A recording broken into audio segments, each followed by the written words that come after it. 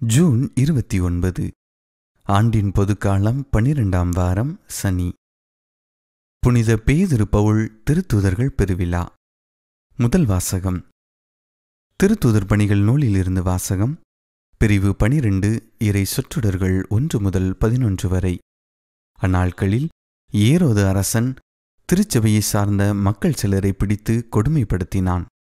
யோவானின் சகோதரரான யாக்கோபை வாளால் கொன்றான்.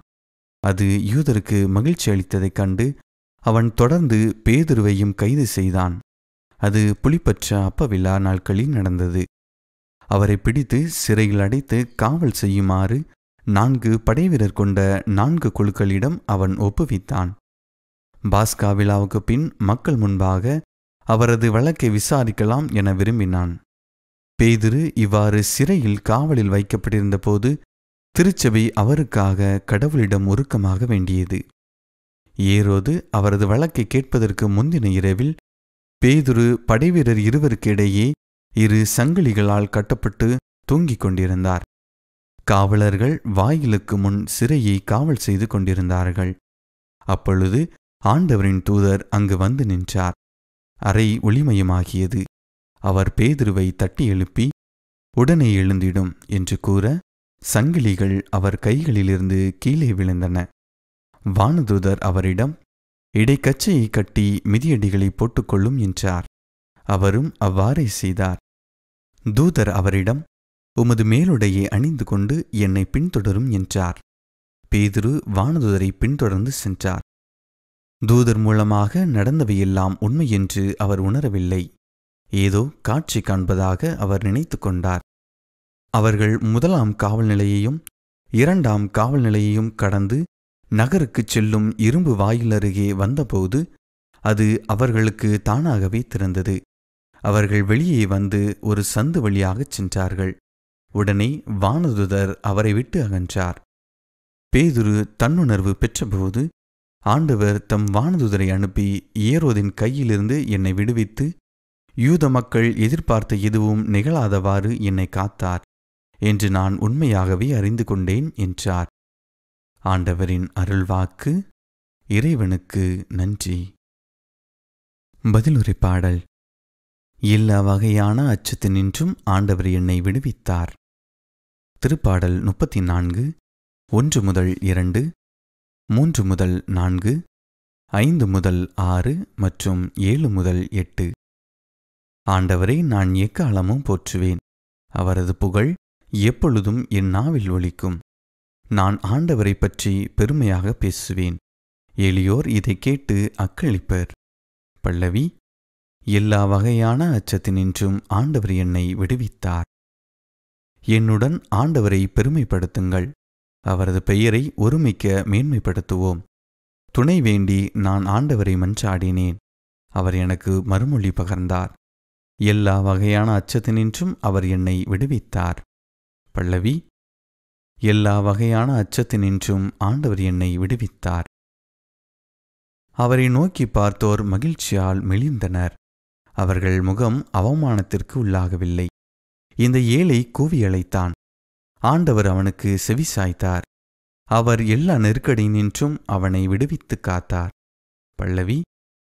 எல்லா வகையான அச்சத்தினின்றும் ஆண்டவர் என்னை விடுவித்தார். ஆண்டவருக்கு அஞ்சி வாழ்வோரை அவர்தம் தூதர் சூழ்ந்து நின்று காத்திடுவர். ஆண்டவர் எத்துணை இனியவர் என்று சுவைத்து பாருங்கள். அவரிடம் அடைக்கலம் புகுவோர் பேறு பெற்றோர். பல்லவி. எல்லா வகையான அச்சத்தினின்றும் ஆண்டவர் என்னை விடுவித்தார். 2ஆம் வாசகம். திருத்துதர் பவுல் தீமோத்தேயுவுக்கு எழுதிய 2ஆம் திருமுகத்திலிருந்து வாசகம். பிரிவு 4 இறை சொற்றொடர்கள் 6 முதல் 8 மற்றும் 17 முதல் 18 வரை. அன்பிற்குரியவரே, நான் இப்போதே என்னை பலியாக படைக்கிறேன். நான் பிரிந்து செல்ல வேண்டிய நேரம் வந்துவிட்டது. நான் நல்லதொரு போராட்டத்தில் ஈடுபட்டேன். என் ஓட்டத்தை முடித்துவிட்டேன். விசுவாசத்தை காத்து கொண்டேன். இனி எனக்கென வைக்கப்பட்டிருப்பது நேரிய வாழ்வுக்கான வெற்றி வாகையே. அதை இறுதி நாளில் ஆண்டவர் எனக்கு தருவார். நீதியான அந்த நடுவர் எனக்கு மட்டுமல்ல, அவர் தோன்றுவார் என விரும்பி காத்திருக்கும் அனைவருக்குமே தருவார்.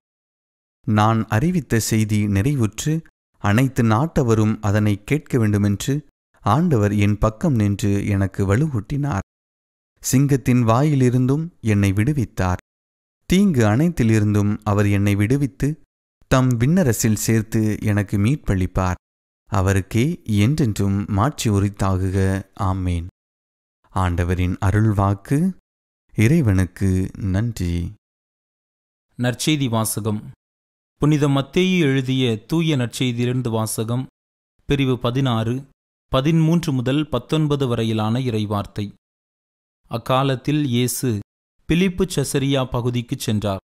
அவர் தம் சீடரை நோக்கி, மானிட மகன் யாரென்று மக்கள் சொல்கிறார்கள் என்று கேட்டார். அதற்கு அவர்கள், சிலர் திருமுழுக்கு யோவான் எனவும், வேறு சிலர் எலியா எனவும், மற்றும் சிலர் எரேமியா அல்லது பிற இறைவாக்கினருள் ஒருவர் என்றும் சொல்கின்றனர் என்றார்கள். ஆனால் நீங்கள் நான் யார் எனச் சொல்கிறீர்கள் என்று அவர் கேட்டார். சீமோன் பேதுரு மறுமொழியாக, நீர் மெசியா, வாழும் கடவுளின் மகன் என்று உரைத்தார். அதற்கு இயேசு, யோனாவின் மகனான சீமோனே, நீ பேறு பெற்றவன். ஏனெனில் எந்த மனிதரும் இதை உனக்கு வெளிப்படுத்தவில்லை, மாறாக விண்ணகத்திலுள்ள என் தந்தையே வெளிப்படுத்தியுள்ளார். எனவே நான் உனக்கு கூறுகிறேன், உன் பெயர் பேதுரு. இந்த பாறையின் மேல் என் திருச்சபையை கட்டுவேன். பாதாளத்தின் வாயில்கள் அதன் மேல் வெற்றி கொள்ளா. விண்ணரசின் திறவுகோள்களை நான் உன்னிடம் தருவேன். மண்ணுலகில் நீ தடை செய்வது விண்ணுலகிலும் தடை செய்யப்படும். மண்ணுலகில் நீ அனுமதிப்பது விண்ணுலகிலும் அனுமதிக்கப்படும் என்றார். ஆண்டவரின் அருள்வாக்கு. கிறிஸ்துவே உமக்கு புகழ்.